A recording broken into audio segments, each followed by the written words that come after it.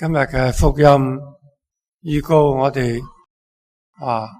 聖誕就快嚟到啦，所以我想同大家分享一個你哋覺得好奇怪嘅問題，就好多人都慶祝聖誕，包括外教人都係慶祝聖誕。咁到底聖誕係聖誕恐懼呢？抑或聖誕快樂？有冇諗過呢個問題？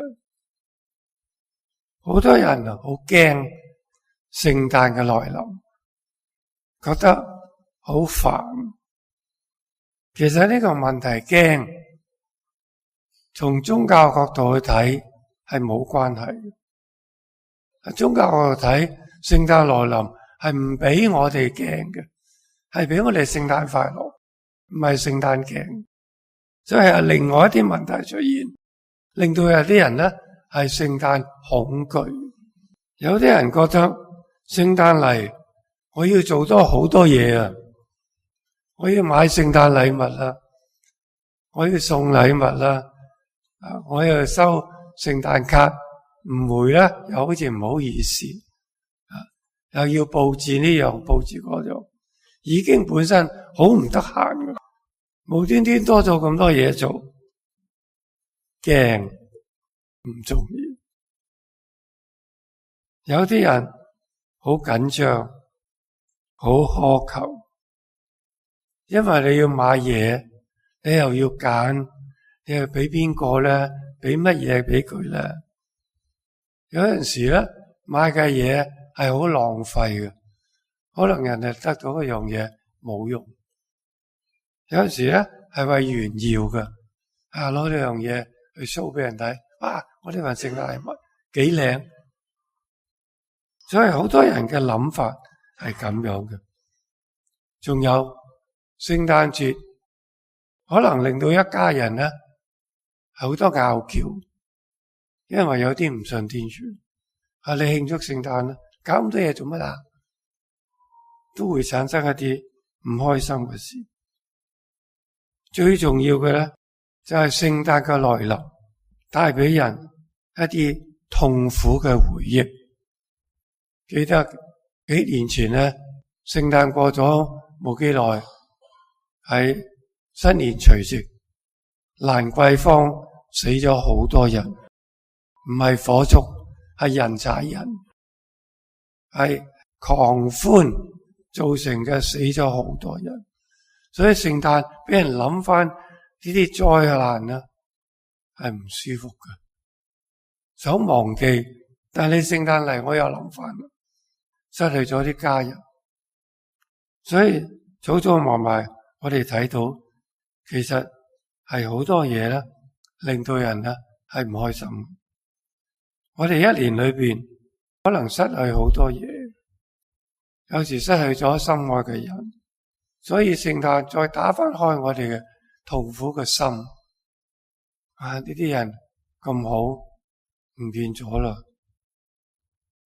最後就係有啲人甚至諗到，又聖誕啦，我又老咗一年啦，我有好多病，唔知係咪死期就緊呢？驚係嘛？幾多嘢係聖誕恐懼。但係嗰啲驚喺另一個角度去睇，特別喺宗教角度去睇咧，係喺我哋心中帶嚟希望。特別係第一個聖誕，第一個聖誕嘅人物，佢哋都經歷過驚，由驚去到希望，由希望去到聖誕快樂。呢個係第一個聖誕俾當時嘅人一個感受。第一個聖誕前，約瑟好驚，因為佢知道瑪利亞懷孕，佢哋都未住埋，佢哋係只係訂咗婚就叫太太噶啦，但係唔可以住埋嘅。佢未住埋，個太太有人，咁你話做男人嘅點啊？約瑟係義人，佢唔相信聖母會出賣佢嘅，但事實係咁，佢唔舒服，佢驚。但係經過天神，天主派天神喺夢中開解佢，約瑟唔使驚，係聖神令到瑪利亞懷孕，你要將佢起名叫耶穌。約瑟信天主嘅說話，佢係義人，佢信天主嘅說話，結果咧呢個恐懼冇咗啦。瑪利亞亦都曾經驚過，當天神對佢話萬福充滿恩寵，我係一個鄉下女嚟嘅啫，我點堪當咁大嘅祝福？佢好困擾。你喺天主前獲得寵幸，一個細路女10幾歲嘅嗰陣，咁大嘅恩寵，佢都驚。點解會咁呢？後來亦都係因為被開解，佢信天主，克服咗呢個驚。於是佢話 yes， 我願意承行天主嘅旨意。天主嘅要求一定有意思嘅，我服從，願你嘅旨意成就喺我身上。由恐懼至到接受天主嘅說話，聖誕就嚟啦。牧羊人都曾經驚嘅，佢哋係最卑微、冇人睇得起嘅窮人，但係天主嘅光榮竟然出現喺佢哋當中，仲要吩咐佢哋將呢個大喜訊去話俾人聽。一個最重要嘅責任唔係交俾嗰啲好叻嘅人、好有錢嘅人、好有地位嘅人，而係呢班人係睇唔起嘅人，去白冷話俾人聽天主降生成人。所以佢哋由驚唔堪當變成去光榮天主，帶領人讚美天主，迎接聖誕。我哋所有嘅人都接觸過恐懼，我哋一生好多次，我哋無端端好驚，因為有啲問題我哋解決唔到，所以我哋都驚。咁點呢？又要派天神去安慰我哋，佢有安慰，不過我哋唔知啫。所以我哋要用信去克服恐懼，用我哋信天主。所以我哋睇到聖經天主嘅每一句說話，我哋就可以克服我哋任何嘅驚，將驚變成喜樂。呢個就係聖誕能夠幫到我哋嘅地方。我哋信天主，特別係聖誕期間呢，係容易過其他嘅日子嘅。因為我哋感覺到天主同我哋好接近。耶穌基督嚟到呢個世上嘅時候，佢以一個嬰兒嘅身份出現，冇人會驚一個嬰兒嘅，只係覺得嬰兒係好可愛，好想摸下佢，好想錫下佢。所以耶穌俾個定心丸我哋，我唔係以君王嚟嘅，一個 BB 嘅身份。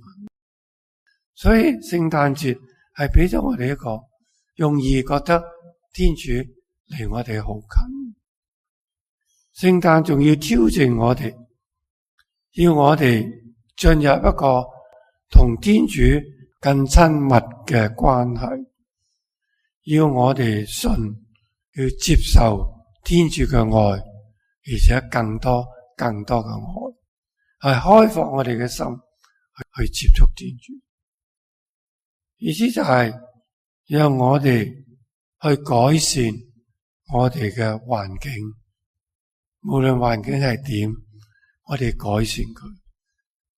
冇話唔俾你慶祝聖誕，你唔好狂歡到咧，踩死人啊，係咪？